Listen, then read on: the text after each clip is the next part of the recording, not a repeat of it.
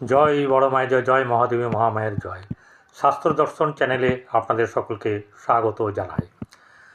যারা ভিডিও দেখছেন তারা সাবস্ক্রাইব করবেন, লাইক করবেন, এটুকু করতে কি আপনাদের যাই হোক বললাম, অনুরোধ রাখলাম, যেটি হচ্ছে গিয়ে সাবধান সাবধান এবং সাবধান। কেন? প্রথম কথা হচ্ছে যে এই 2রা এপ্রিল হনুমান জয়ন্তীর দিনে মঙ্গল মীন রাশিতে প্রবেশ করছে। মীন রাশির জলরাশি, সেখানে শনি বসে আছে। শনি এবং এই মঙ্গলের যে কানেকশান তৈরি হবে সেটি হচ্ছে যে বিস্ফোট হওয়ার মতন সম্ভাবনা থাকবে। তো বিস্ফোট নানাভাবেই হতে পারে, সেটা আপনিও যারা দেখছেন, দর্শকরা শ্রোতারা তারা সকলেই জানেন, তাদের মধ্যেও এই জ্ঞান আছে।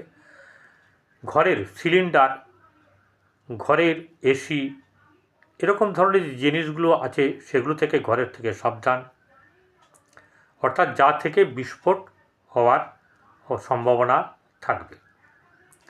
আর এরপর হচ্ছে যে আরও নানা ধরনের ঘটনা ঘটার সম্ভাবনা থাকবে।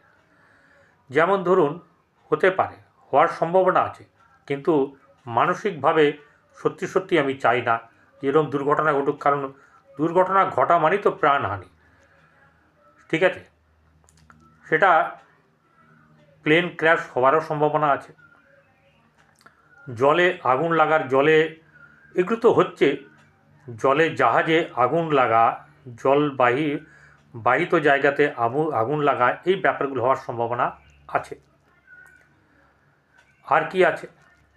সেগুলো হচ্ছে যে নানা দিকে বিস্ফোরণ, আতঙ্কবাদীর আক্রমণ হওয়ার সম্ভাবনা, চুরি ডাকাতি ছিনতাই মারামারি, ঠিক আছে, কেউ কাউকে বুঝলো না, মারলো কুপিয়ে দিল, এরকম একটা ঘটনা ঘটার সম্ভাবনা যথেষ্ট থাকবে।